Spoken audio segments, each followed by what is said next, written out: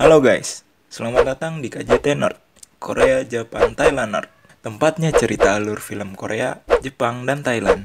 Tanpa takut spoiler 100%. Ya kira-kira 30% spoiler lah ya. Kenapa cuma 30%? Karena biar kalian juga bisa nonton sendiri film-film yang nantinya direview KJT Nerd dengan rasa penasaran yang masih ada. Oke, kali ini kita akan menceritakan alur film dari Korea yang berjudul Ashfall. Film bergenre action drama keluaran tahun 2019 ini menceritakan suatu tim khusus dari Korea Selatan yang ditugaskan meledakkan bom nuklir untuk meredakan efek ledak dari sebuah gunung api. Dan tanpa berlama-lama lagi, kita langsung cus ke ceritanya. Scene berawal di mana sekelompok petugas penjinak bom sedang bertugas memastikan bom bekas perang Korea tidak bereaksi lagi. Di sana, ada pemeran utama di film ini, bernama Jo In Chang, yang diperankan oleh Ha Jung Woo. Di saat yang bersamaan, istri Jo ini sedang melakukan pengecekan si cabang bayi dalam perutnya. Istri Jo ini bernama Choi Ji-young, yang diperankan oleh Bae Suzy. Ia memeriksa kandungannya itu sendirian, karena Jo sedang bertugas. Saat selesai periksa, ternyata Jo sudah menelpon Ji-young beberapa kali. Lalu Ji-young pun menelpon balik. Ternyata Jo tidak memberitahu ke istrinya itu kalau dia sedang bertugas. Lalu Jo menanyakan bayinya itu berjenis kelamin apa. Tapi Ji-young tidak mau menjawabnya karena dia tidak menemaninya periksa. Lalu Ji-young menutup teleponnya karena dia ingin naik lift. Tidak lama setelah teleponan itu, ada berita mengatakan sedang ada pertemuan pemimpin Korea Utara untuk menyelesaikan denuklerisasi semenanjung Korea, di mana nantinya peledak nuklir milik Korea Utara akan dibawa kapal militer Amerika Serikat. Tapi di tengah berita tiba-tiba terjadi guncangan yang sangat dahsyat. Bukan karena goyang dribol dua serigala ya, tapi karena gempa bumi. Aula budaya di tempat si penyiar berita juga hancur seketika. Tiba-tiba, kota pun membunyikan alarm pertanda bahaya. Semua penduduk mendapatkan SMS kalau terjadi gempa berkekuatan 7,8 Richter dari Korea Utara. Tidak lama setelah mendapatkan SMS itu, gedung-gedung mulai runtuh, gas juga keluar dari gorong-gorong jalan. Jo pun menelpon istrinya untuk mengecek keadaannya, tapi tidak ada jawaban. Ia pun yang berada di tengah kota langsung tancap gas agar terhindar dari reruntuhan gedung di kanan kirinya. Lawan arah, hampir masuk ke jalan yang hancur, masuk gang-gang kecil, dan hampir tertimpa reruntuhan gedung. Akhirnya, Jo cuma mengalami tabrakan ringan. Lalu dia keluar dari mobil dan kembali ke jalan besar. Tapi gedung besar di pinggir jalan itu tiba-tiba ambruk. Untungnya Jo sadar dan langsung lari. Ternyata gempa itu terjadi karena letusan Gunung Baekdu di Korea Utara. Ledakannya adalah ledakan tertinggi dalam sejarah Korea. Lalu scene berganti ke ruangan seorang peneliti gunung berapi. Ada seorang profesor bernama Kang Bong-rae yang diperankan oleh Ma Dong-suk. Ia sedang beres-beres untuk pergi dari sana. Tapi ada seorang utusan pemerintah bernama John Yuk-young yang diperankan oleh John Hye-jin. Ia meminta Prof. Kang ini saran untuk menanggulangi kejadian gunung meletus itu. Tapi Kang saat itu ingin kembali ke Amerika karena dia berkewarganegaraan Amerika. Ia juga malas memberi saran karena dulu dia pernah menerbitkan sebuah riset tentang Gunung Baekdu yang akan bereaksi. Tapi semua orang malah menganggapnya lelucon. Karena Prof. Kang tidak mau, Yuk-young akhirnya memaksa dengan mengancam akan memberitahu aib dari Prof. Kang. Prof. Kang pun mau tidak mau ikut dalam rapat penanggulangan letusan Gunung Baekdu dengan pemerintah. Ternyata gunung itu mempunyai 4 lapisan magma. Dan berarti tinggal tersisa 3 lapisan yang nantinya akan meletus. Setiap lapisan juga sudah diperkirakan kapan meletusnya. Tapi yang paling menakutkan adalah letusan magma terakhir. Karena diperkirakan letusan terakhir itu akan merusak 84% wilayah semenanjung Korea. Lalu giliran Prof. Kang memberikan saran untuk menanggulanginya. Ia berencana untuk menggunakan peledak berkekuatan setara 600.000 ton ledakan TNT untuk mengurangi kandungan magma yang ada di lapisan terakhir. Itulah yang ia tulis di risetnya saat itu. Lalu Kementerian Agraria juga menambahkan, ada beberapa titik yang bisa dijadikan tempat peledakan nantinya, yaitu tambang tembaga dekat gunung itu. Tapi, tiba-tiba pihak pemerintah sadar kalau ledakan yang setara 600.000 ton TNT itu hanya setara dengan ledakan bom nuklir. Banyak orang pemerintah yang akhirnya tidak setuju dengan itu. Lalu, Presiden Korea Selatan bersama Yu Kyung dan Prof Kang berbicara di ruangan presiden. Presiden bertanya kepada Prof Kang, kalau dia menjadi presiden, apa yang bakal ia lakukan? Lalu Prof Kang menjawab, kalau ia akan diam saja sampai menunggu kejadian itu terjadi. Karena, walaupun rencana ledakan itu dilancarkan, tapi presentase keberhasilannya cuma mencapai 3,48%, dan itu setara dengan tidak mungkin. Tapi ternyata Presiden sangat berani mengambil resiko, dan menyuruh Prof Kang sebisa mungkin menemukan titik ledak yang bisa membuat presentasenya naik. Peledak nuklir juga hanya ada di Korea Utara, dan sebentar lagi akan diambil AS untuk didenuklirisasi.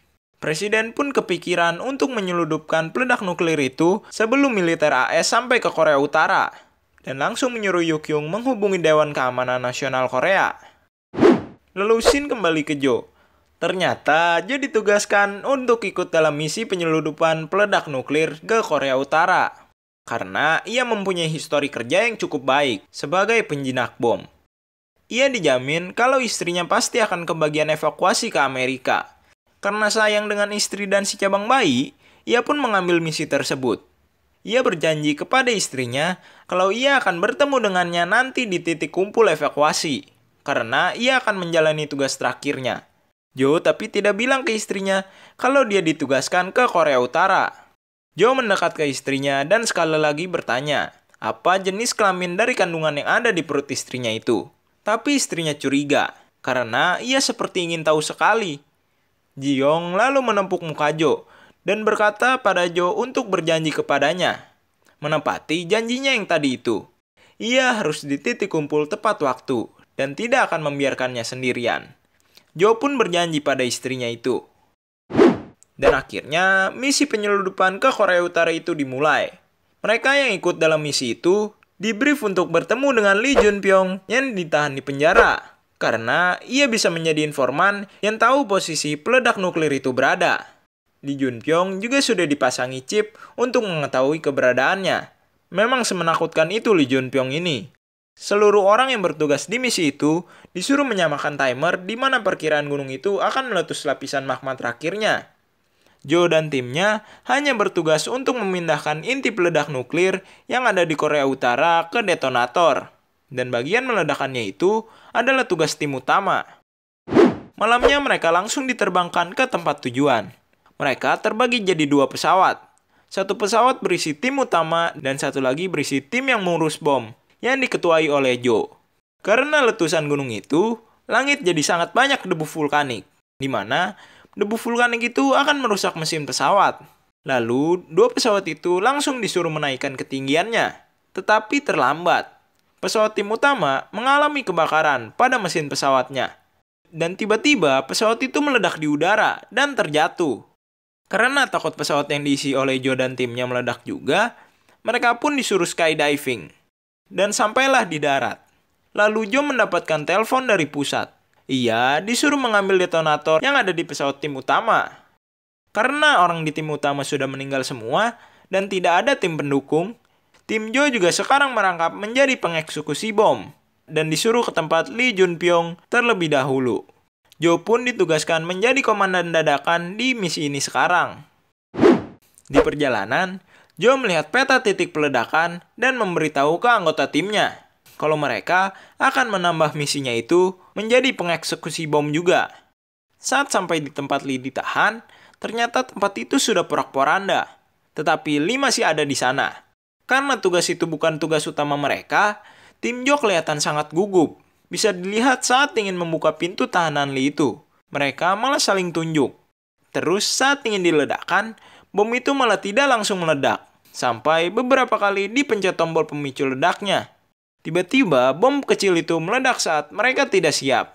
Mereka setim pun kaget karena tidak siap. Kelihatan banget di sini kalau mereka memang tidak cocok untuk melakukan misi ini. Lalu Lee Junpyong akhirnya keluar dari ruang tahanannya. Jo meminta Lee untuk menunjukkan jalan ke tempat peledak nuklir itu berada. Dan setelah ia sudah menunjukkan jalannya itu, ia akan dibebaskan. Lalu Lee meminta waktu untuk mandi. Ia pun diperbolehkan. Lee pun langsung mandi dan menyukur rambutnya serta jenggotnya itu. Ternyata ia juga mengeluarkan chip yang ditanam di kepalanya itu. Lee juga mengambil tas yang berisi peta rencana titik ledak milik Jo. Ia melihat peta itu dan menghafalnya, lalu merobek dan menelan peta itu semua. Saat perjalanan ke tempat peledak nuklir itu, Lee tiba-tiba menunjuk patung pemimpin Korea Utara dan berkata, sang pemimpin akhirnya terbaring tenang setelah menatap apartemen seharian. Mereka semua yang ada di mobil menganggap Lee itu cuma bergurau.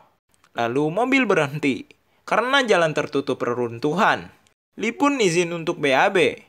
Ia mengambil rokok milik salah satu anggota tim, dan ia dikawal satu orang dari tim. Saat BAB, Lee meminjam korek, tetapi si anggota tim ini selengean. Dia pun melempar koreknya itu jauh dari tempat Lee BAB. Tapi Lee tetap mengambilnya dan membakar rokoknya itu. Karena tadi si anggota tim melempar ke sembarang arah, Lee pun mengembalikan korek itu dengan melempar ke sembarang arah juga. Lalu saat si anggota ini mengambil koreknya, ternyata Lee sudah berada di belakangnya. Dan borgolnya sudah terlepas. Dia langsung menonjok anggota ini sampai pingsan. Lalu, saat Jo menyuruh semua anggota ke mobil lagi untuk melanjutkan perjalanannya, Lee belum juga kembali. Lalu, ia menanyakan anggota tim yang memegang pendeteksi GPS. Ternyata Lee masih di tempat yang sama saat ia sedang BAB.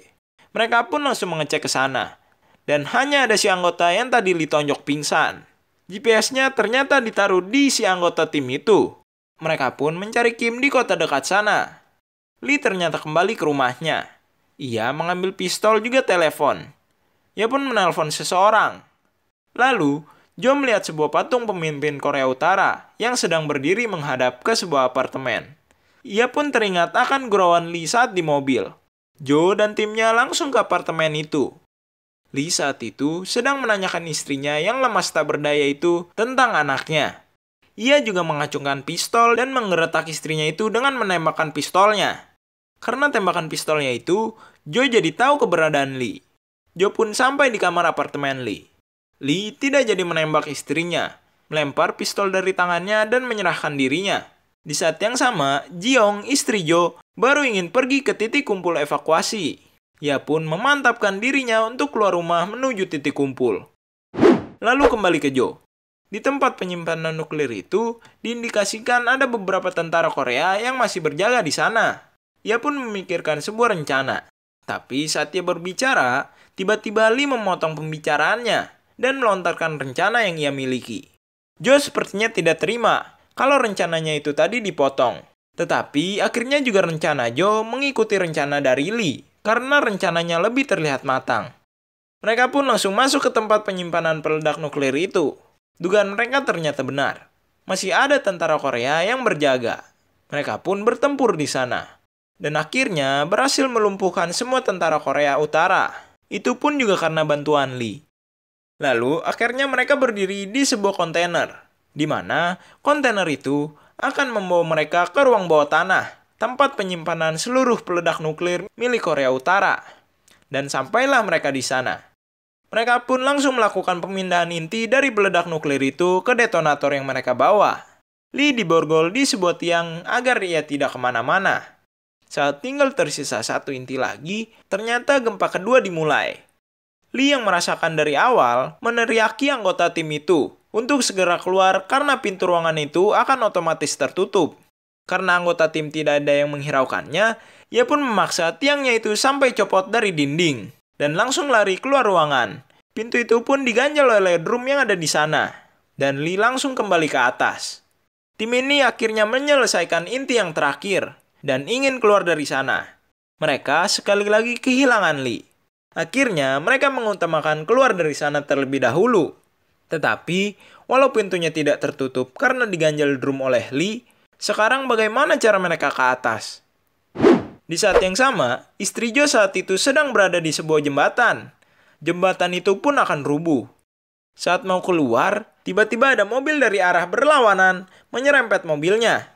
yang mengakibatkan pintu mobilnya itu rusak, tidak bisa dibuka.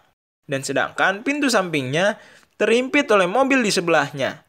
Memang bukan hari keberuntungan Ji-young. Tiba-tiba, ombak besar datang dari arah kiri Ji-young. Dan akhirnya... Nah, apakah ini adalah akhir dari hidup Ji-young? Terus, bagaimana cara Jo dan timnya keluar dari ruangan bawah tanah itu? Kalau mereka berhasil keluar, apa rencana peledakannya itu bakal berjalan lancar sesuai rencana? Oke, segitu aja dulu cerita alur film Asphalt yang KJT Nerd bawakan. Rating dari KJT Nerd buat film ini 8/10. Nah, penasaran kan sama kelanjutannya? Makanya cus dimonggoin untuk ditonton sendiri selengkapnya. Oke, terima kasih sudah menonton video ini sampai akhir. Like kalau kalian merasa suka ataupun video ini bermanfaat untuk referensi tontonan kalian. Share juga ke teman kalian, biar teman kalian teracuni buat nonton film ini juga. Komen tanggapan kalian tentang video ini atau request film apa yang kalian pingin KJT Nerd bawakan selanjutnya. Dan subscribe jika kalian gak pingin ketinggalan update dari KJT Nerd selanjutnya. KJT Nerd signing out.